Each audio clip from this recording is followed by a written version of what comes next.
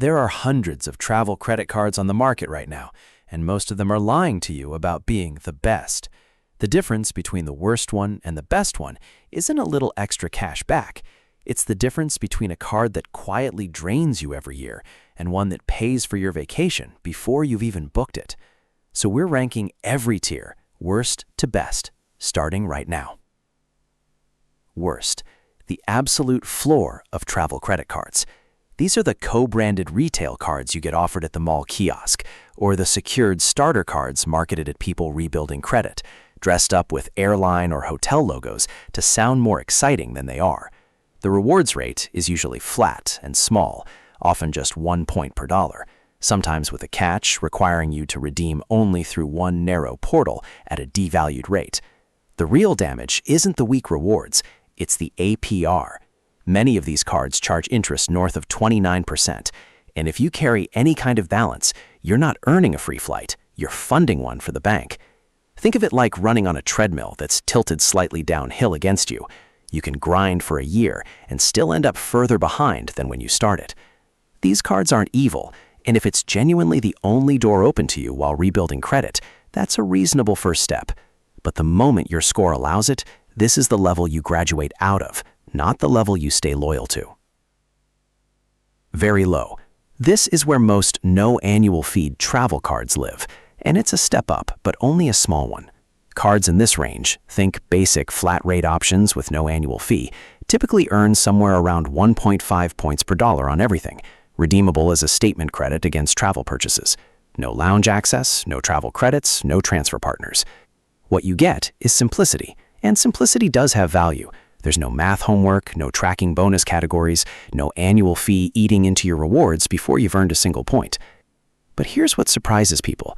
A card in this tier, used consistently for years, will earn you maybe one modest domestic flight's worth of value annually. That's it. It's not a bad card. It's just a card that was never built to do much heavy lifting, and treating it like a premium travel tool is where the disappointment comes in. Below average. Now we're in basic airline and hotel co-branded card territory, the entry-level version of a Delta, United, or Marriott card, with a fee somewhere around $0 to $99.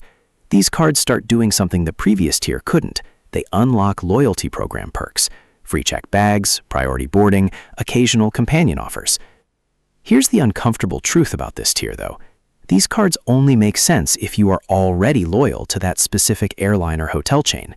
If you fly Delta 4 times a year out of a Delta hub, a basic Delta card can genuinely pay for itself just through check bag savings alone.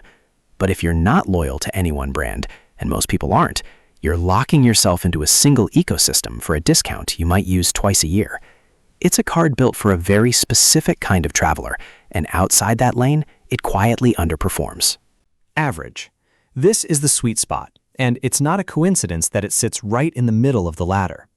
Cards like the Chase Sapphire Preferred and the Capital One Venture, both carrying a modest $95 annual fee, live here.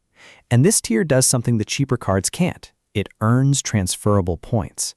Points that move to airline and hotel partners instead of being locked into one narrow redemption path. You get elevated rewards on travel and dining, a useful annual credit, and real travel protections like trip cancellation insurance and rental car coverage. Here's what's interesting about this level. Industry reviewers have named cards in this exact tier the best all-purpose travel card for years running, not because they're flashy, but because the value-to-cost ratio is almost impossible to beat. A $95 fee that returns well over $500 in value through the welcome bonus alone, plus ongoing perks, is the financial equivalent of finally breaking even. You're not drowning anymore. You're swimming with real technique for the first time. Above average. Here's where things start requiring more intention.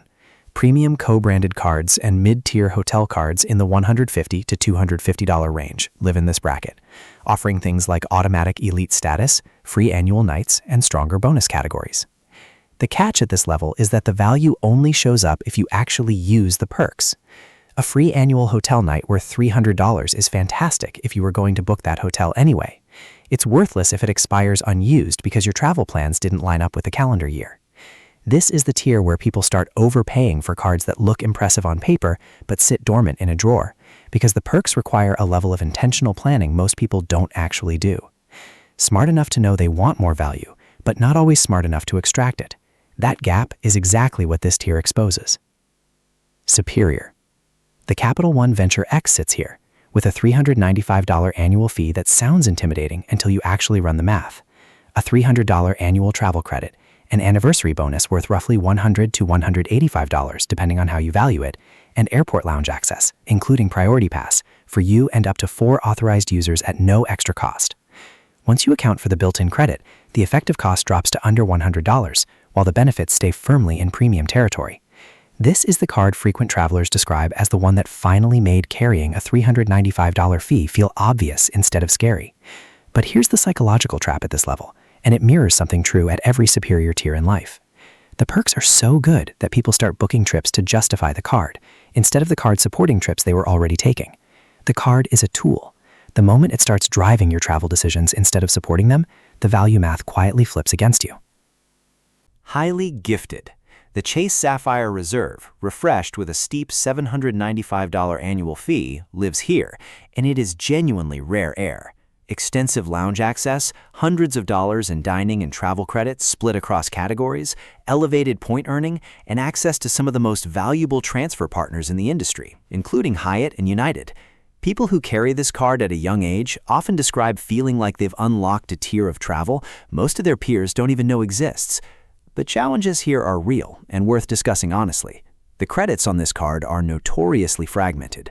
Small statement credits split across specific merchants and specific months, meaning the card demands genuine organizational effort to extract full value. Miss enough of those credits, and a $795 fee stops looking clever and starts looking like a very expensive oversight. Genius, the rarest here. The one people bring up in conversation the way you'd bring up meeting a celebrity.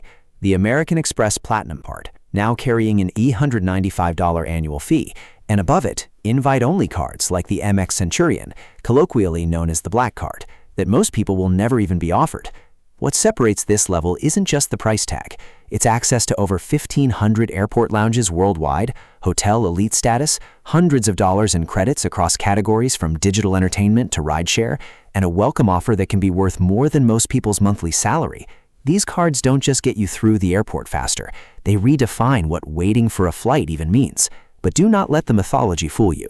Card issuers have quietly reported that approvals for the $895 fee tier doubled after the recent refresh, which tells you something important. A lot of people are paying Genius tier prices without Genius tier travel habits to match. A card this expensive, sitting unused in a wallet belonging to someone who flies twice a year, isn't a status symbol. It's the single most expensive mistake on this entire list. And that's the twist nobody tells you about credit card tier lists. The highest fee does not automatically mean the best card, and the cheapest card does not automatically mean the safest choice.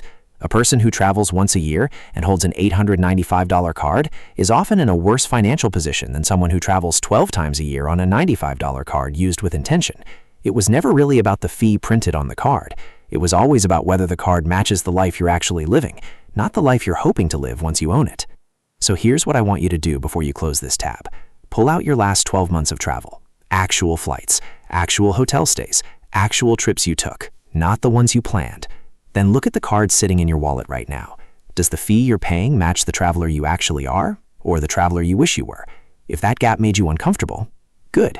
That's exactly where the upgrade, or the downgrade, needs to happen. The best travel card was never the flashiest one on this list. It's the one built for the trips you're actually taking. If this helped you rethink what's in your wallet, subscribe. There's a lot more where this came from.